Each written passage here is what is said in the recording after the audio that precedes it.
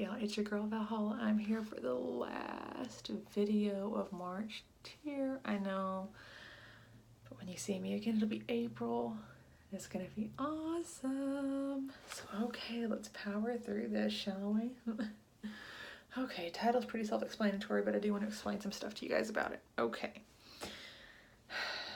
If you are a newly pregnant mother, now most of this advice is going to be geared toward American mothers because we have no, like maternity leave really or job protections or stuff like that in place.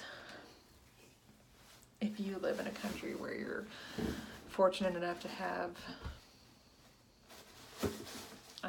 maternity leave, and especially good maternity leave, like, if you live in Canada or the UK, then this video is definitely not free. Unless you just want to watch it and feel really, really good about yourself. In which case, welcome. Get ready to feel way better about your situation. And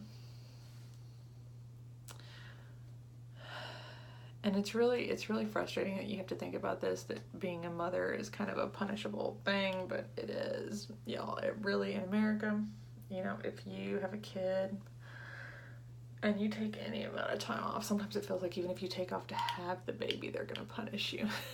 And if you work at a smaller company with no sort of leave whatsoever, you haven't worked there long enough for FMLA,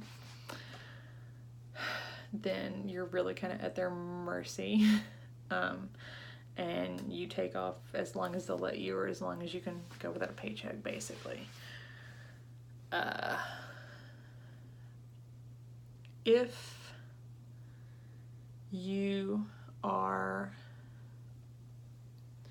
going to be a stay-at-home mom, this is my advice to you, because at some point you may want to go back to work, or you may need to go back to work.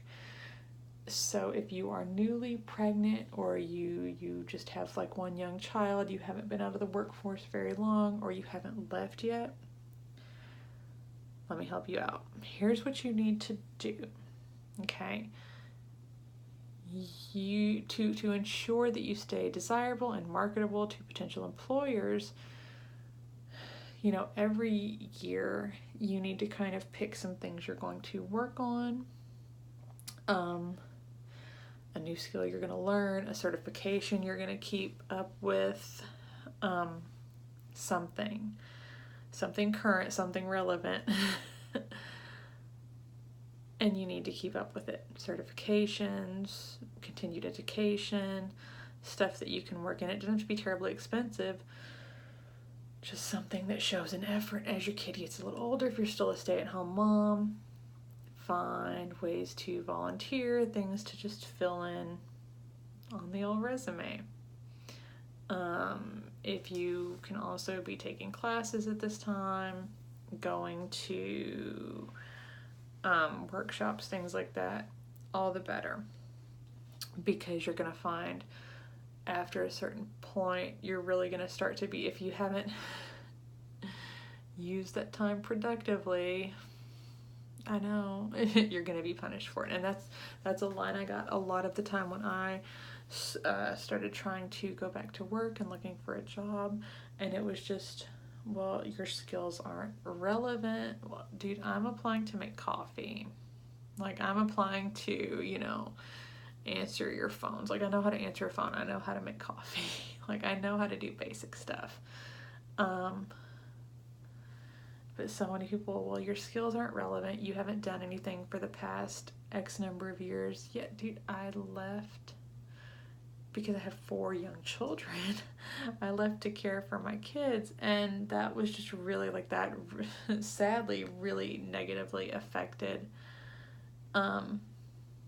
my job opportunities. Was, and it was just appalling that they could say, well, we know we're caring for your kids, and that's why we don't want to hire you. Basically, like, at the end of the day, we don't want to hire you because you have children. and you took time off to take care of them. It was really, really hard to think about that, and to think about all of a sudden it's like, and people started giving me advice. I was like, well, what could I do to improve my chances? And they're like, well, you could have been like keeping up with your, certifications, or your, connections, or your skills over all these years. And this is something that I was never told. I just never thought about it, because I thought I would just do it the same way I always had, just go apply and get a job. And no, that's not the case. And especially since, your job is not guaranteed, your job is not protected. And if you do just, and it's one of those where you're in the position where you can't really tell your employer if you're not going to come back, because then they could just sack you then and there, and then you're missing all those months of work. And if you go to a new job and you tell a potential new employer that you're pregnant, they're probably not going to hire you. So you're just stuck.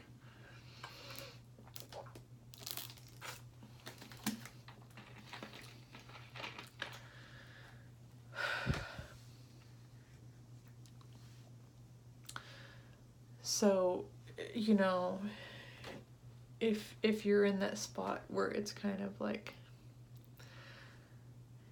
you really haven't been out of the workforce too long, or you haven't left yet, you're kind of in the ideal situation where you can say,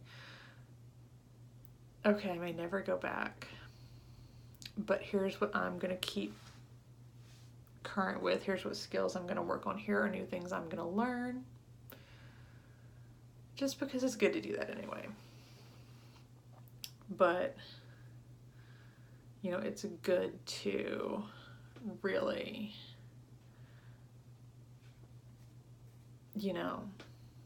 like basically just be aware of the situation and what it can mean for you, basically. I was very lucky. I just ended up having a friend who needed to hire staff, and she was willing to hire me. And that's how I got back into the workforce. And sadly, next month, they're closing down. So, but with the gap starting to be filled on the old resume, obviously, and then with what I do here, like, it's okay, but at that point it was just really like super scary, you guys, and super frustrating to think that, like, okay, at that point I'm like, I'm 36, like 35, 36, what the why can't I get a job? It's crazy. And it's crazy that it finally had to basically be a friend who gave me a chance, because no one else was hiring me. So yeah, these are just definitely things to keep in mind, that if you are taking the time off, if you're taking extended leave and you're just going to be finding a new job, something like that, just keep up your networking, keep your resume current, as much as possible. And, try not to leave a gap. Because it's something that you don't like to think about, but you may, it can definitely come to bite you in the butt later. So, and with that, this was, last video of March. Holy cow. All right, well then I guess next time I see you, it'll be April. All right, well, be sure to give me a thumbs up, subscribe if you haven't already, and let me know down in the comments below if you've ever had any issues with this, re-entering the workforce after taking time off to care for your kids, or how your experience went, and any advice that you have to help other people. And I will see you guys next month. Bye.